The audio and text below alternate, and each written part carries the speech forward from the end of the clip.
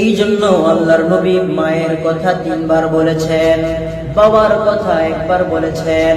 কারণ মা এমন 3টা কষ্ট অনুভব করে যেটা কোনো বাবা কোনোদিন অনুভব করতে পারবে না। কত যে মমতা মাগো তোমার, মাগো তোমার ভেতর, ভুলতে পারি না মাগো তোমার আদর, ভুলতে পারি না মাগো তোমার আদর। দুঃখ ব্যথা ক্লান্তিতে মা তোমার পরশ পেলে, বুক ভরে শান্তিতে আমি যখন আসি তোমার কোলে। কত যে মমতা মাগো তোমার, মাগো তোমার ভেতর, ভুলতে পারি না মাগো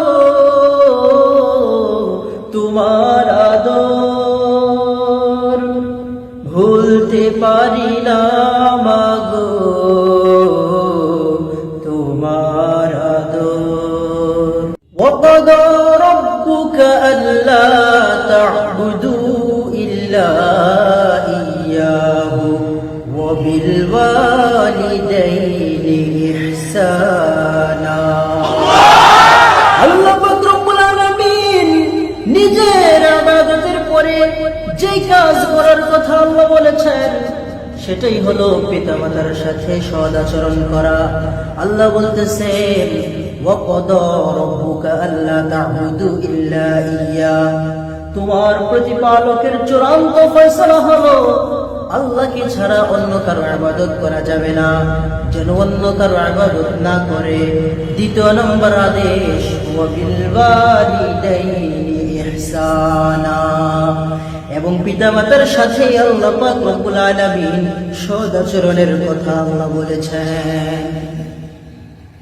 এখানে আল্লাহ বলেছেন وَقَضَى رَبُّكَ أَلَّا تَعْبُدُوا إِلَّا إِيَّاهُ وَبِالْوَالِدَيْنِ إِحْسَانًا। আল্লাহ পাক রব্বুল আলামিন ইহসানের কথা বলেছেন। ইহসান কাকে বলে এটা যদি বুঝাইতে চাই আরো 2টা জিনিস বুঝতে হবে। 1 নম্বর জুলুম কাকে বলে, 2 নম্বর ইনসাফ কাকে বলে। এই 2টা জিনিস যদি আমরা জানতে পারি তাহলে ইহসান বোঝা সহজ হবে।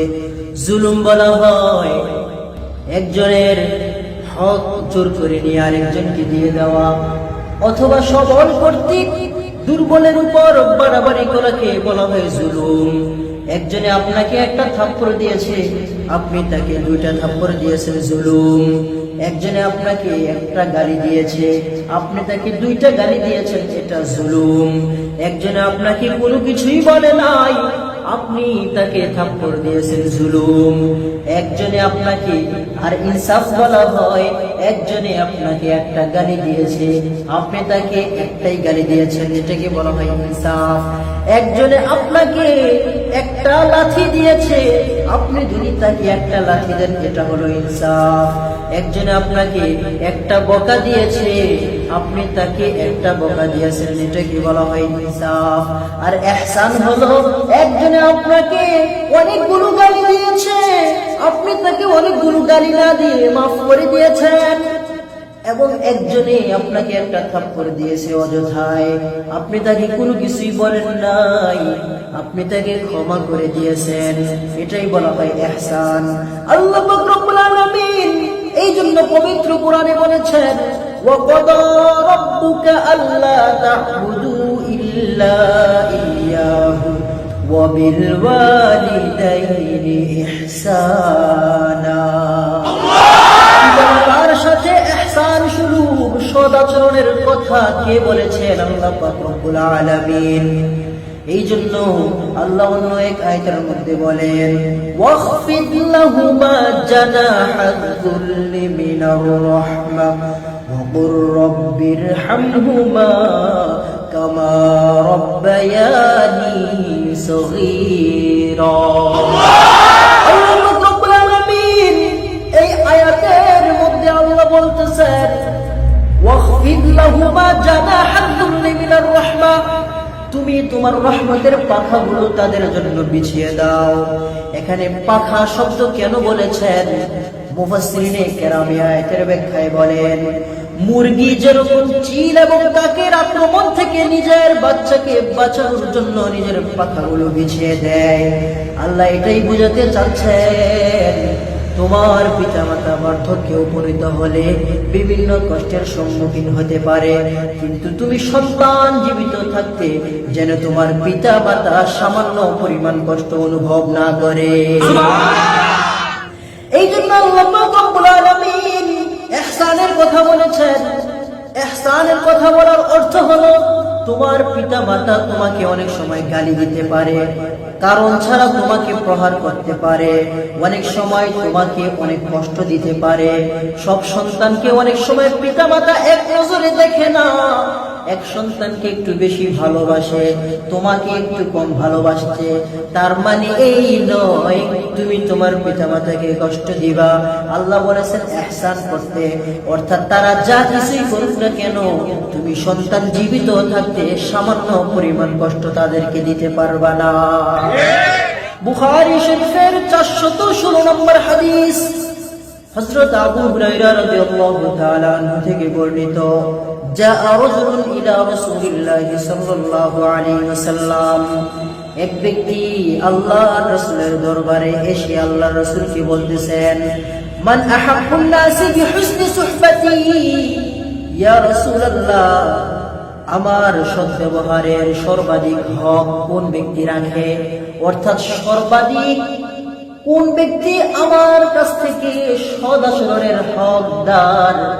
আল্লাহর নবীকে যখন এই প্রশ্ন করেন আল্লাহর নবী বলেন উম্মুকা ক্বালা সুম্মা মান, ওই ব্যক্তি পরে আবার প্রশ্ন করলেন তারপর কে, ক্বালা উম্মুকা, আল্লাহর নবী বলেন তোমার মা।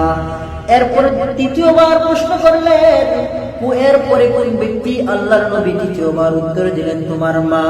চতুর্থবার যখন বললেন সুম্মা মান, তারপরে কে, আল্লাহর নবী বললেন ক্বালা আবুকা, তিনি বলেন তোমার পিতা হলো চতুর্থ নাম্বার হকদার। এখানে প্রশ্ন আসতে পারে এখানে মায়ের কথা তিনবার কেন বললো, পিতার কথা একবার কেন বললো? কারণ মা এমন তিনটা কষ্ট অনুভব করে যেটা কোনো বাবা কোনদিন অনুভব করতে পারবে না। কত যে মমতা মাগো তোমার, মাগো তোমার ভেতর ভুলতে পারি না মাগো তোমার আদর, ভুলতে পারি না মাগো তোমার আদর। দুঃখ ব্যথা ক্লান্তিতে মা তোমার পরশ পেলে বুক ভরে শান্তিতে আমি যখন আসি তোমার কোলে, কত যে মমতা মাগো তোমার, মাগো তোমার ভেতর ভুলতে পারি না মাগো তোমার আদর, ভুলতে পারি না মাগো তোমার আদর।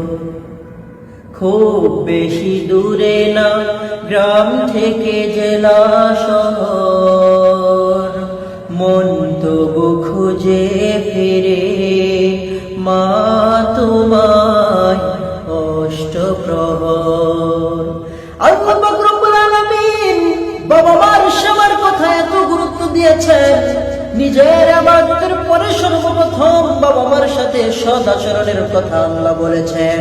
কাজে এমন কোন অপশন নাই বাবা মার মনে কষ্ট দিয়ে আল্লাহকে তুমি সন্তুষ্ট করবা, কারণ আল্লাহকে সন্তুষ্ট করতে চাইলে বাবা মাকেও তোমার সন্তুষ্ট করতে হবে। বাবা মা কত কষ্ট করেছেন, কি ধরনের কষ্ট বাবা মা করেছেন। সন্তান যখন ঘরে না আসে বাবা মা সবার আগে পেরেশান, সন্তান অসুস্থ হয়ে গেলে মা সবার আগে পেরেশান, সন্তানের ঠান্ডা লাগলে মা সবার আগে পেরেশান, সন্তানের জ্বর হইলে মা সবার আগে পেরেশান, সন্তান ভূমি করলে মা সবার আগে পেরেশান, সন্তান যখন বিভিন্ন মুসিবতের মধ্যে পড়তো মা সবার আগে পেরেশান হয়ে যাইত। কিন্তু আজকে ওই মা যার ঘরে নাই, কবরে শুয়ে আছে দীর্ঘদিন পর্যন্ত, মায়ের ওই মুখখানা আমাদের যাদের দেখা হয় না, আজকে অসহায় হয়ে অন্ধকার কবরে শুয়ে আছে। কোন কন্ডিশনে আছে বাবা মা এটা তো কেউ জানে না। কবরের জগতে বাবা মার কবরটা কোন কন্ডিশনে আছে, এত প্রচন্ড গরমের মধ্যে এসি ছাড়া মসজিদের মধ্যে আমরা আসতে পারি না, আর বাবা মা মাটির মধ্যে শুয়ে আছে।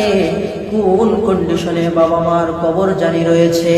এই জন্য বাবা মার কবরের কাছে গিয়া কোন দোয়া করবা, কিভাবে ক্ষমা চাইবা, এটাও আল্লাহ পাক রব্বুল আলামিন পবিত্র কোরআনে আমাদেরকে শিক্ষা দিয়েছেন। রব্বির হামহুমা কামা রব্বায়ানি সগীরা।